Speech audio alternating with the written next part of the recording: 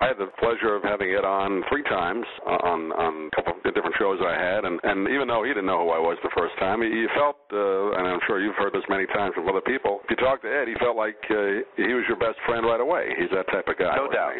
Yeah. No doubt. And he appreciated good broadcasters. You know this, Doug, maybe the listeners don't realize this, but this is probably one of the businesses that people don't compliment one another. Even in singing, and I had a career doing that for a while, and, one person would say, boy, you did a nice job on that song. You'll never find 2 radio or television announcers in the same room that will compliment one another because it just doesn't happen. Mm-hmm. I don't know what it is. I just don't know what it is, but you never hear that very often. Ed wasn't like that. If he thought you were a good broadcaster, he told you that. And you know what? I do that now because I figured that's the way to do it. If you recognize somebody as someone in the industry that does good, why not, tell them that? And he taught me that lesson, and you're right. He did make you feel like he had that ability, as Johnny did, mm-hmm. to make it sound as if they knew you forever and very, very intimately. I mean, he was a pretty good interviewer himself. Yeah, well, he certainly had empathy with everybody he talked to because, if it was a celebrity, they were a friend of his. If it was somebody that was from the area of the medical field or, lifestyles, because that was the name of the show, Ed McMahon's Lifestyles Alive, they were, it was always funny because, if he, for some reason, didn't do his homework on a particular guest because it was, booked at the last minute, and he made a mistake, and we would chuckle about it later because, we would compare at the end of the shows, how many mistakes did you make? How many mistakes did you make that you could cover up for?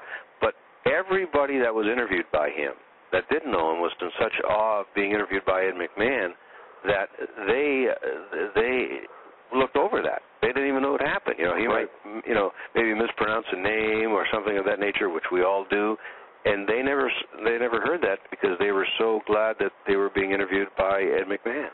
That's the magic of a Cool Edit and Audition or whatever the program is now. You can make it. Yeah, you can really clean it up now. Well, I've got some bloopers, and I do too. Yeah. I got some bloopers of you, Ed. I said so. One of these days we're going to make a blooper reel for you.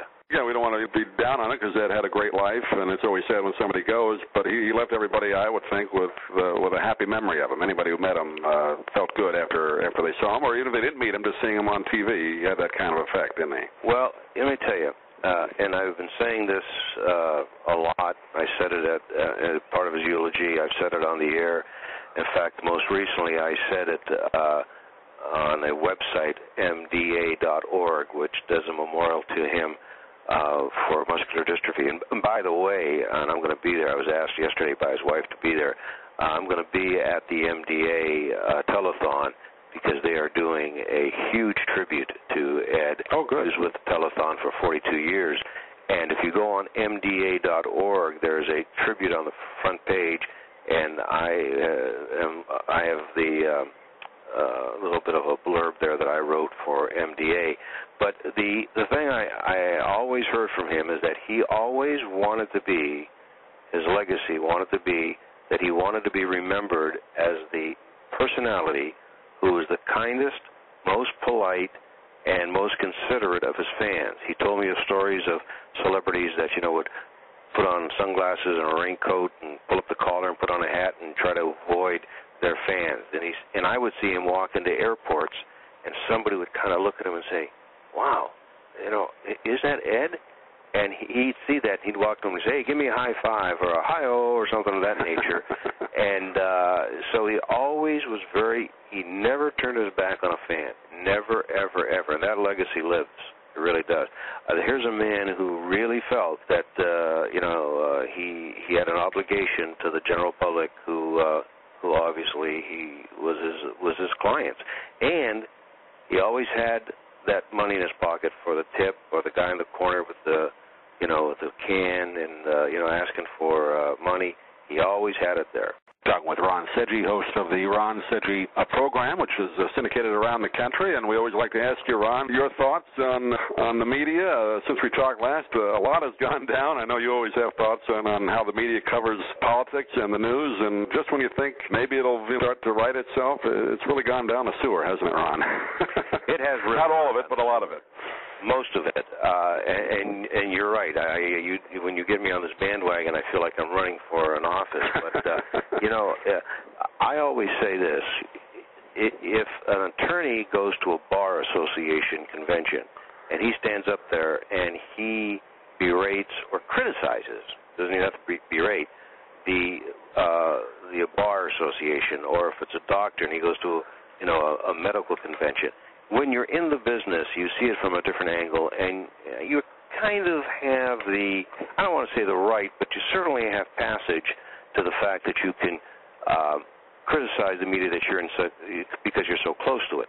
And I think it has, I really believe, and I'm a news junkie, but I really believe that because there is so much news time that's made available that they become very petty. And I'll give you an example.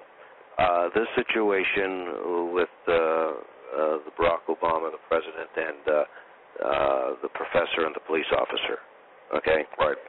And the beer summit, right? Way overboard. Mm-hmm. Way overboard. The Michael Jackson situation. Now, I got to be careful what I say here because, I know how I felt when Elvis Presley died, okay? So there's a lot of Michael Jackson, and now it's even looking as if this could have been something that was planned, and but it's amazing the exposure it gets, and it's just I think sometimes the news media, especially the cable television shows, grasp at anything to make it a story, and report it. Chris Matthews, who's a friend of mine. Bill O'Reilly, these are not journalists. These are performers who are taking a side, and that's it. Mm-hmm. They are not Walter Cronkites who are reporting the news. I don't know if anybody reports the news anymore. Everybody's got, except for local TV stations, everybody's got their opinion. And you know what? I really fall into the category of those people where, look, don't tell me what I just heard. I heard the president. Don't tell me what he said. And I don't care what your opinion is. I have my own opinion, and that's what it is, and don't try and sway me over to it.